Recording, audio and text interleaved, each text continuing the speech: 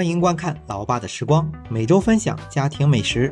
今天分享一款适合在圣诞节做的一款甜品，多口味的脆皮泡芙。以这个泡芙为基础，可以制作这种雪人的泡芙小蛋糕。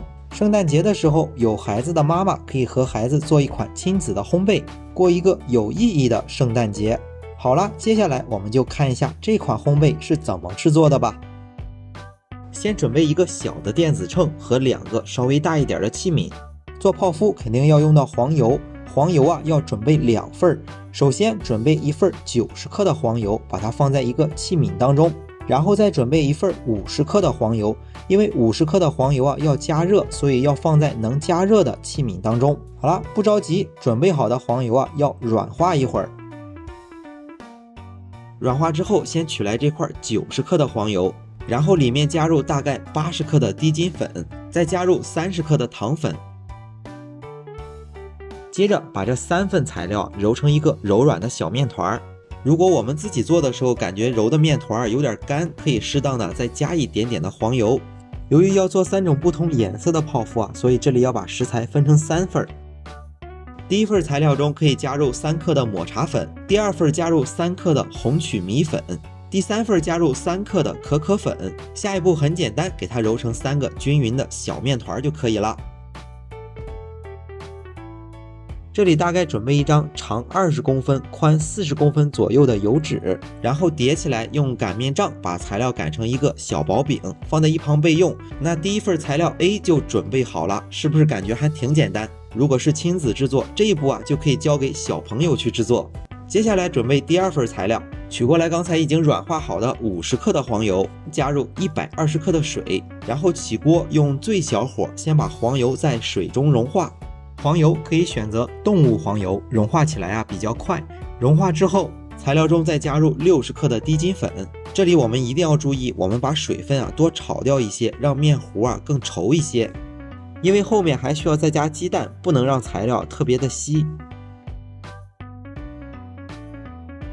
然后关掉火，一定要把这份材料稍微放凉一点，然后再打入1个鸡蛋，不断的搅拌，直至搅拌成这种均匀的糊状。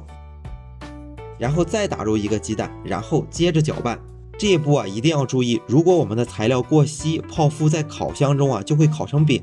所以这一步切了一个特写，大家一定要看好视频中食材的状态。好了，第2次混合好之后，我们取来裱花袋，把材料装进去。材料特别粘稠，可以用刮刀辅助的整理一下。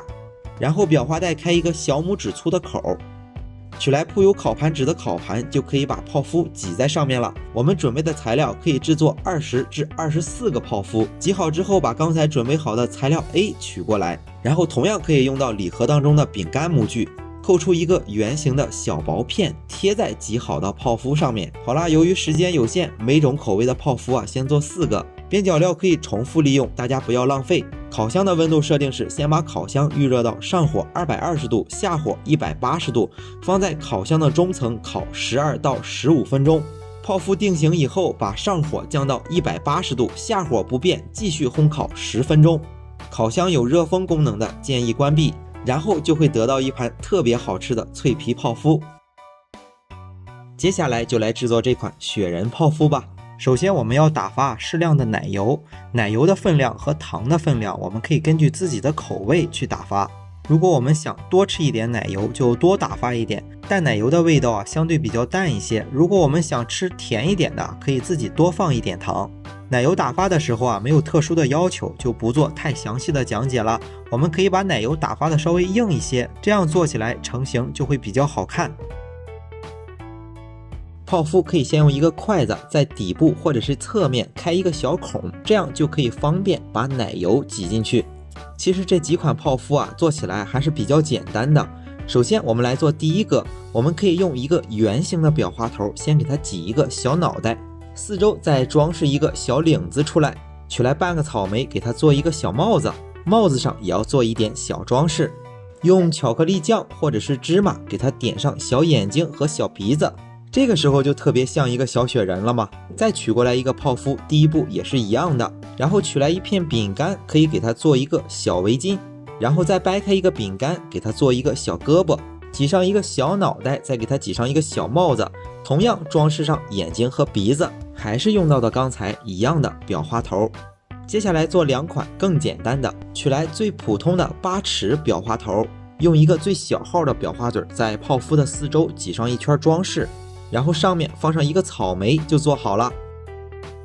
第4款我们来做一个圣诞树，可以换一个中号的8尺裱花嘴，就像做曲奇一样，边抖动着边往上挤，就会形成一个圣诞树的样子。撒上一点点的巧克力彩针作为装饰，这个圣诞树就做好了。